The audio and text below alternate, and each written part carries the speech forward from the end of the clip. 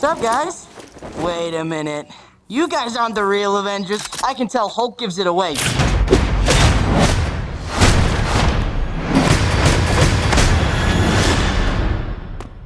Oh, that was awesome.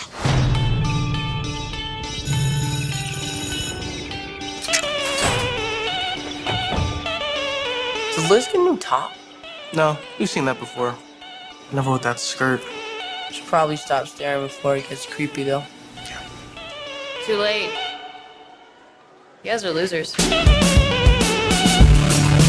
So, to become an Avenger, are there like trials or an interview? Just don't do anything I would do. And definitely don't do anything I wouldn't do. There's a little gray area in there, and that's where you operate. Oh. All right? That's not a hug. I'm just grabbing the door for you. All right, kid. Good luck out there. Listen, I know school sucks. Peter, you still with us? Yeah. I know you want to save the world. But you're not ready yet. You're the Spider-Man. No, I'm not. I'm not. This is just a costume. This is... You're on the ceiling. Stay close to the ground. And stay out of trouble.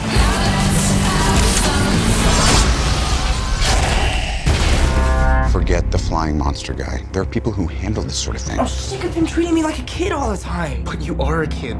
This is my chance to prove myself. Peter, what is going on with you? I'm really sorry. I'm so busy. I'm slammed. Don't mess with me, because I will kill you and everybody you love.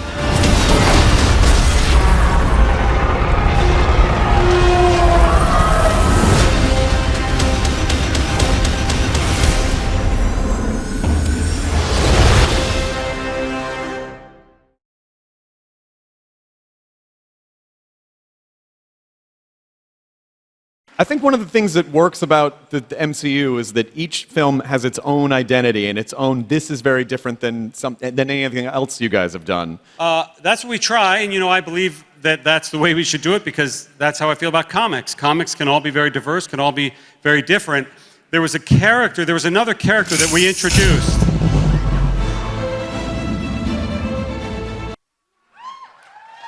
Whoa. Tom Holland! Oh, dude. Tom Holland. Hey, everyone. Yes, Spider-Man. Woo! Ladies and gentlemen, the director of Spider-Man Homecoming, Jon Watts.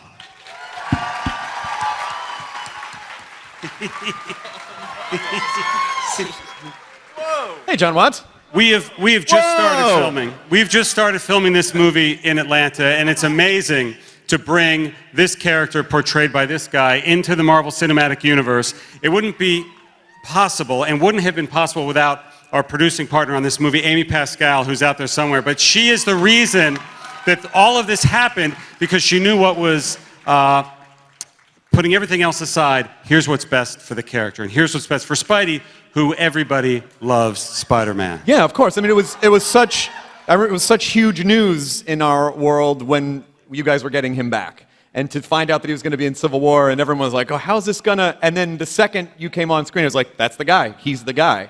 So Thank you. how is this portrayal of Spider-Man different than what we've seen, and how are you guys tackling it? Well, first of all, it's a pretty cool universe to be a part of, right? I mean, geez. It's a high school movie. It's a straight-up high school movie. It's about a 15-year-old kid. I always describe it as this is the ground level of the Marvel Universe. We know what it's like to be a billionaire playboy inventor, and we know what it's like to be a alien god from another dimension. We're going to learn what it's like to go to the astral plane, and we're also going to learn what it's like, to have just finished going through puberty and be in 10th grade. Thank you. And be in Queens.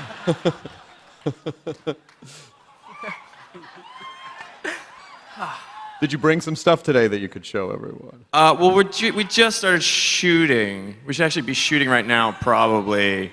But we shot some of the high school stuff, so we can show that. All right. We should. Yeah, good. You want You want to see it? I want to see it. You probably haven't seen it. I can't wait to see it. All right. They literally flew here today. They're flying out tonight. We've been shooting for 10 days. But here's what we've been shooting. No recording. Hope you Roll enjoy. it. Whoa! Oh, that looks so good. Oh, I want to see it again. You haven't seen anything yet, have you? I haven't seen that yet. Woo. We got some of your other high school students here. If you want to bring them out, Laura, Tony, Zendaya, Jacob, come on out. Woo! Woo!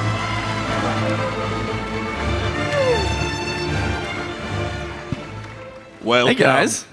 So this is kind of like this feels kind of like a John Hughesy kind of a spin. Is that accurate? Yeah, absolutely. I mean, man, wouldn't you really want to tell everyone that you were Spider-Man? Yeah. If you had to keep that secret in high school, man, it would drive you crazy. Yeah, we really tried to just capture sort of the spirit of those movies and bring it into this crazy universe. Yeah. How has it been for you guys so far? 10 days into this, really? I mean, has it sunk in what's going on? No. Right now it does. Everything like this moment feels really fake. Yeah. Like none of this is real. But yeah. I mean, It's real. it's amazing. It's real. It's real, buddy. Love you guys. It's real.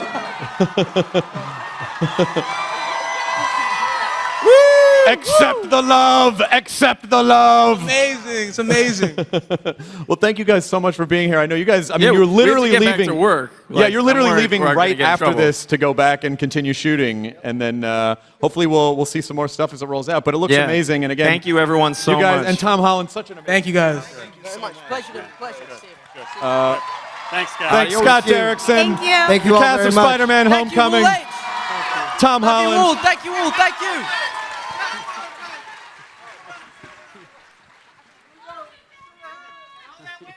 I didn't actually hear I was going to be Spider-Man. I read I was going to be Spider-Man on Instagram. It wasn't something... No one gave me the phone call. But no, it was an amazing experience. I'd worked my arse off getting this job. And when all of that hard work paid off and I could finally say that I was actually Spider-Man, it was a pretty crazy experience. I think dancing came from my mum. Not that my mum can dance, that she sent me to a dance school when I was a kid. I just used to really enjoy it. I really, really enjoyed it. I never saw that it would take me into this industry. I've been very lucky that it has. But yeah, no, it's one of those things that has been so valuable to me on every movie I've ever been a part of, but mostly on this one. I feel like they have taken me under their wing as the newest member of the club, yeah.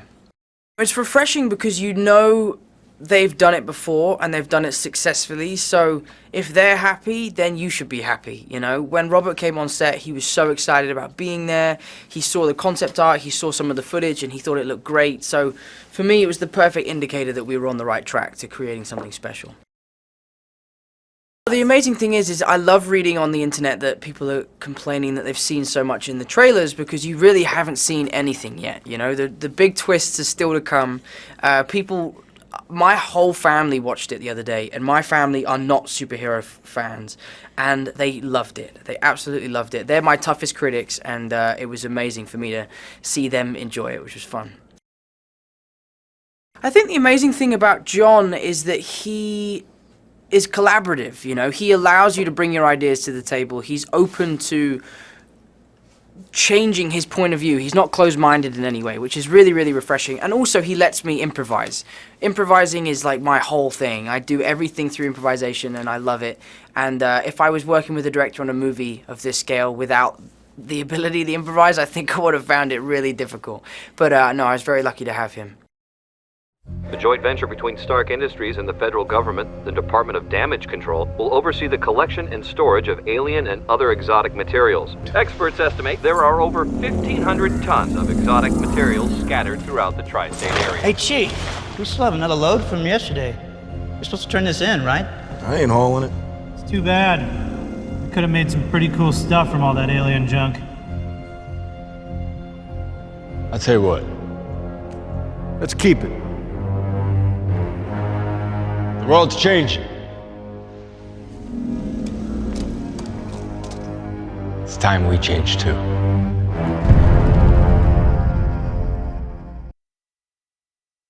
I had a dirt bike when I was in high school, and I loved riding my dirt bike. That was the main thing in my life that I had to look forward to.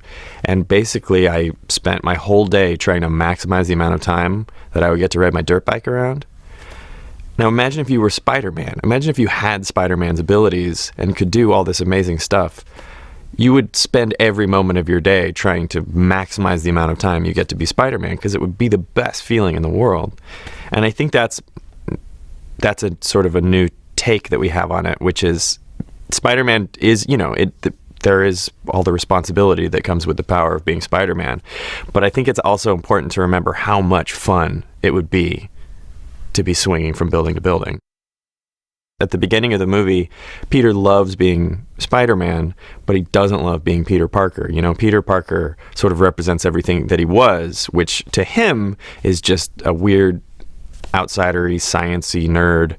And now he has this whole new future life ahead of him, being a superhero and having met Tony Stark and, thinking that he beat up Captain America and all that. That's all. He's already moved on.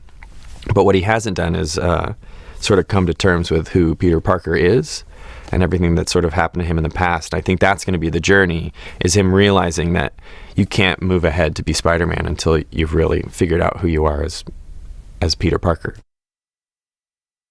The way we've been talking about it is all the other movies we've seen in the Marvel Universe have been sort of the penthouse level.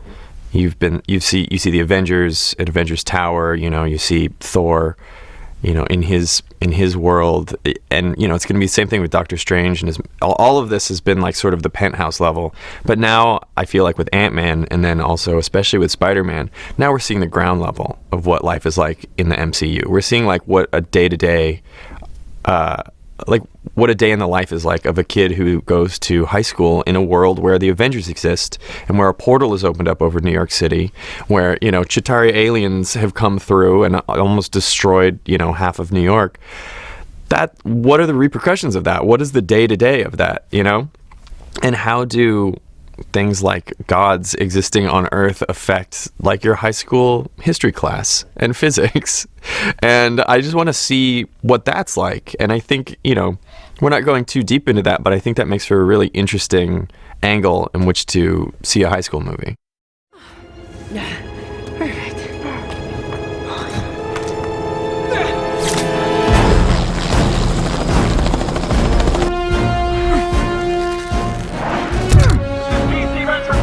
Identify yourself. My friends are in there. My friends are in there. Stop. Return to the ground immediately. My friends are up there. Return to the ground immediately. Go up. Go up. I'm gonna die.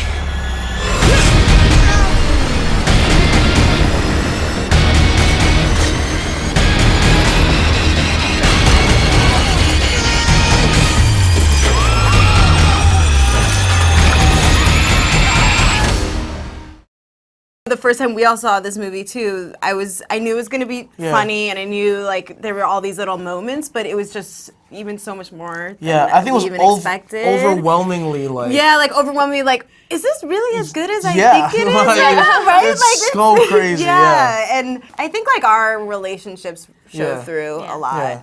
In the movie, and it's like, that makes it really special. Good writing and good people. It really makes a good script. The coolest part is we're given the freedom to just make these distinct characters. And so because everybody is such like a distinct personality and has their own way of doing things, which is how high school is really just a whole bunch of personalities figuring out how to fit together. Comes a lot of humor, comes a lot of awkwardness, comes a lot of comedy, and I think that was the best part, was like creating these characters, developing them into what we wanted to make them, and then figuring out how these characters interact with each other. Yeah. When Tom and I were filming all those scenes, we started physically feeling sick because Jon was making us be so awkward, and it was over and over and over. Which we've all been through. You guys are just laughing at us. We're over there like, oh God, I want to die. But it was really, it was cool because that's what high school feels like, and it's really felt like that awkward high school crush.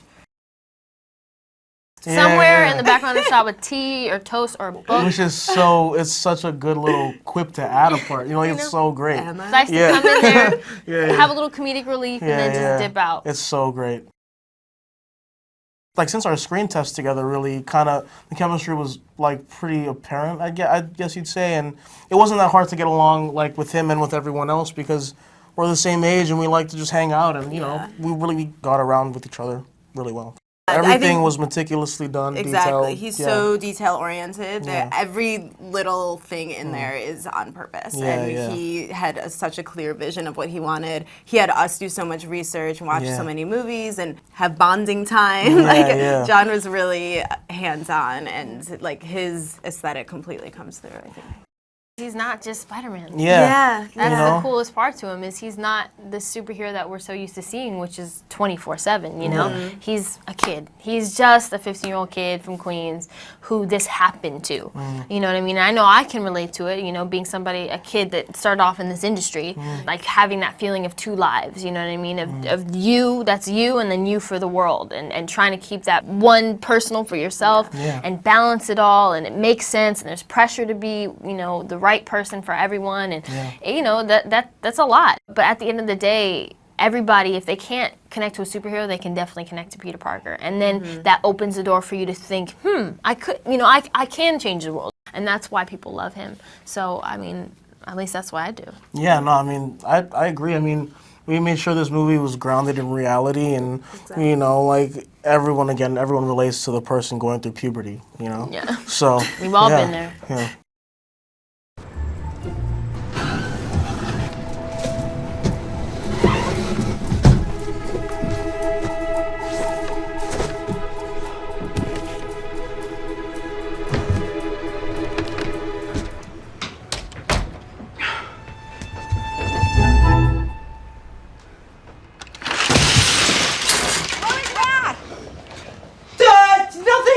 Spider-Man.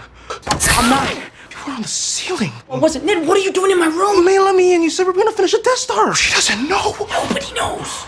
Well, I mean, Mr. Stark knows because he made my suit, but that's it. Tony Stark made you that? Are you an Avenger?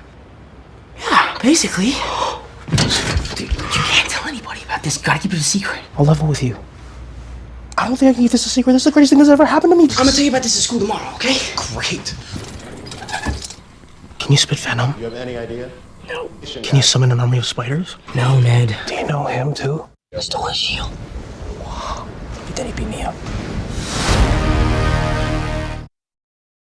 For me, just the fact that when we were shooting Iron Man in 2007, he gets shrapnel in his heart, and then Yin Sen puts a metallic tokamak reactor in his chest to keep the shrapnel out of his heart. I mean, it's beyond metaphoric, you know, it's literally the physicalization of it. And I think that's why Stan Lee and the whole just Marvel lexicon is so, you know, it's, you know, you still got Thor and Hulk and these other things, but at the heart of it, these are all, you know, they're just these archetypes of kind of broken people. I appreciate that there's a modicum of desperation going on during the Civil War of it all. He's like, man, we need backup and who's available and all that. And he kind of got a lead on a prospect, kind of like a baseball scout. And then, fortunately, he just develops this belief in Mr. Parker. First of all, Tony is unlike many superheroes. He's been in a committed relationship for some time. But just like, you know, if you have a nice wife, she'll say, oh, you can flirt, just don't do anything about it. And I really wanted to play that up because, you know, the Aunt May was remarkably different previously, and I've known Marisa for a long time, and she's just a perfect... You look at the way that Spider-Man Homecoming is cast, it tells you everything you need to know about what a fresh start this franchise is getting. You know what it's like? Your kid turns 16, and that means that they're supposed to be able to drive. But, you know, now there's all those apps where you can find out where they are. It's kind of like that. He's attempting in his own half-assed way to do some modern parenting. And also, the stakes are a lot higher than are you going to get a ticket or be an offender bender. I mean, you know, lest we forget, he pulled Peter Parker into life and death situations shortly after meeting him. Just a year or so ago. he's self-aware enough to know that he might not be making the right decisions, but you do what you can, and he's a lot more personable than he used to be. Also, if you think about all the times he's been up against these insurmountable odds and situations and all that, you know, it is a little bit the idea of what we were talking about earlier, too, of, you know, you're looking for folks you can kind of pass the ball to in case you got to take a powder. In a way, I think Tony looks at him as, wow, you know, this is a really capable kind of, he's got a good moral psychology. He doesn't have the limitations that Tony was born into by being in this military-industrial complex family. This movie is really fun. It's really well conceived. It's highly entertaining. It really takes full advantage of all of the possibilities that you would hope a new iteration of Spider-Man would have. It really delivers. It depends on where you join the party. There's an argument to be made that, you know, sitting on a podium with Kevin Feige, with Michael Keaton, and, you know, Amy Pascal, you're going like, who really started this when? It's just something that, generationally speaking, it just kind of, it seems to still have legs, you know, and I say that as a huge fan of the Spider-Man comics, and it's Peter Parker that introduced me to this universe to begin with, so for me it's a homecoming. When you see it back, or you get the feedback from an audience or from people who are seeing it and reviewing it, you go, yeah, you were right to do that version of it, not this version, because, you know, it's always a game of degrees and inches and all that stuff. But also for me, seeing all this young talent coming in, and you know, they've been influenced by me and Michael Keaton, and now we're actually, speaking of homecoming, we're kind of feeling like, you know what, these kids are pretty damn good. What's the matter? Thought you loved larb. It's too larby? Not larby enough. How many times do I have to say larb before you talk to me? You know I larb you. I'm just stressed, the internship, and I'm tired. The Stark internship. I have to tell you, not a fan of that Tony Stark. After an ATM robbery was thwarted by Queens' own colorful local crime stopper, the Spider-Man. You spot something like that happening, you turn and you run the other way. Yeah, of course. 6 blocks away from us. Well, we didn't order that. It's on the house. Oh, thanks. I think he larbs you.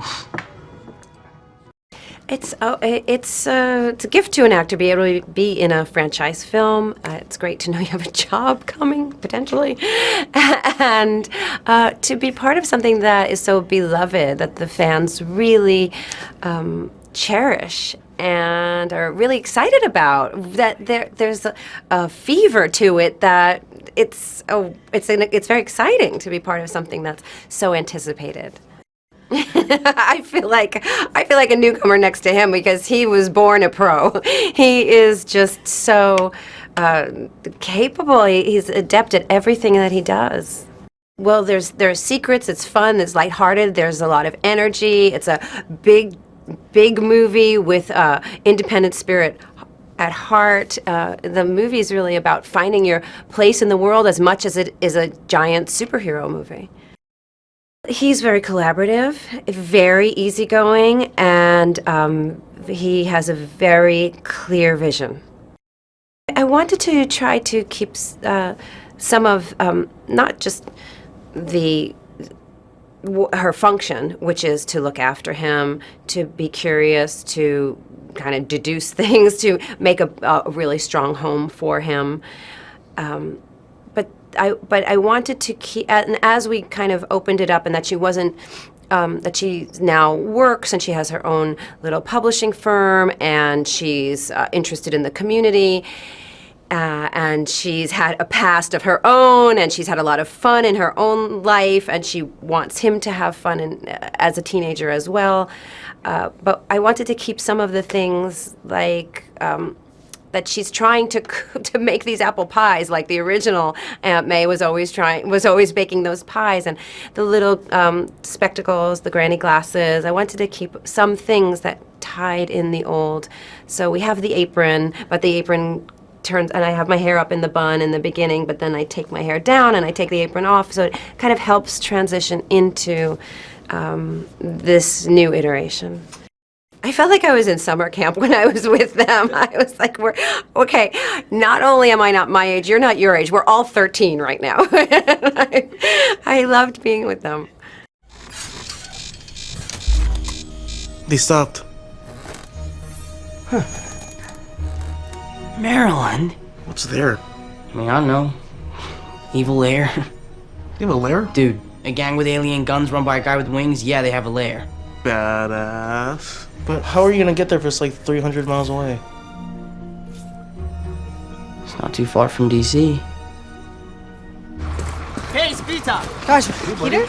Yeah, I was hoping maybe I could rejoin the team. No way. You can't just quit on us, stroll up, and be welcomed back by everyone. Hey, welcome back, Peter. Flash, you're back to first alternate. What? He's taking your place. Excuse me, can we go already? Because I was hoping to get in some light protesting in front of one of the embassies before dinner, so. Protesting is patriotic. Let's get on the bus. On the roost!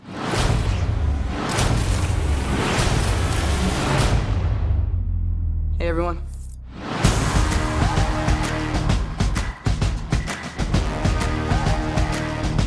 I get to keep the suit? Of course. Doesn't fit me. Just don't do anything I would do. And definitely don't do anything I wouldn't do. There's a little gray area in there, and that's where you operate. What's up, guys? Wait a minute. You want the real Avengers?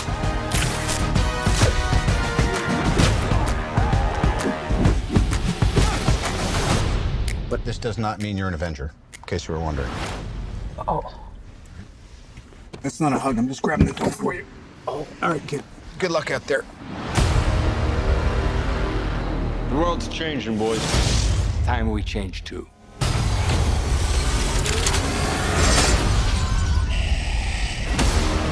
Listen, Peter. Forget the flying monster guy. There are people who handle this sort of thing. I'm sick of him treating me like a kid. But you are a kid. This is my chance to prove myself. Don't mess with me.